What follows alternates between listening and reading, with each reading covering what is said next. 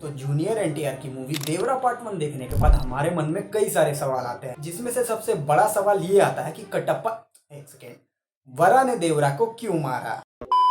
तो इस वीडियो में हम इस चीज के ऊपर स्पष्ट रूप से बात करेंगे और इस मूवी की एंडिंग एंड इसके पार्ट 2 में हमें क्या क्या देखने को मिल सकता है इसके ऊपर भी हम लोग डिटेल में बात करेंगे। तो वीडियो में आगे बढ़ने से पहले एक स्पॉइलर अलर्ट, अगर आपने ये मूवी अभी तक नहीं देखी है तो इस वीडियो को अपने रिस्क पे देखना। तो इस मूवी की एंडिंग को समझने से पहले इसकी ओवरऑल स्टोरी को अच्छे से समझ लेते हैं। तो इस मूवी में हमें दिखाया जाता है कि रत्नागिरी पर्वत पर 4 गांव बसे हुए हैं और उन चारों गांव में योद्धाओं की एक एक टीम है, जिसमें से एक गांव का योद्धा होता है देवरा, जो कि बहुत ही ज्यादा पावरफुल होता है। और इन चारों गांव के योद्धा एक साथ मिलकर के समुद्र से जो भी जहाज पार होता था उसमें से कुछ माल लूट करके मुर्गा नाम के आदमी को देते थे और वो आदमी इस काम के बदले उन्हें पैसे देता था। पर कुछ समय के बाद कुछ ऐसा हो जाता है जिससे कि देवरा को ये पता चलता है कि उसकी वजह से कई मासूमों की जान गई है, बिकॉज वो लोग जो माल लूट करके मुर्गा को देते थे वो स्मगलिंग का माल होता था, जिसमें ढेर सारे गैर कानूनी हथियार और उसमें कई बारूद भी शामिल थे। तो ये सब कुछ जानने के बाद देवरा ये फैसला करता है कि वो लोग अब ये काम छोड़ देंगे और वो सबको आदेश देता है कि वो लोग मछली पालन करके भी अपना जीवन व्यतीत कर सकते हैं। लेकिन देवरा की ये बात सबको पसंद नहीं आती है और सैफ अली खान का कैरेक्टर यानी कि भैरा और उसके साथी देवरा के अगेंस्ट हो जाते हैं। तो भैरा और उसके साथी ये तय करते हैं कि अब वो लोग देवरा के बिना ही इस काम को अंजाम देंगे।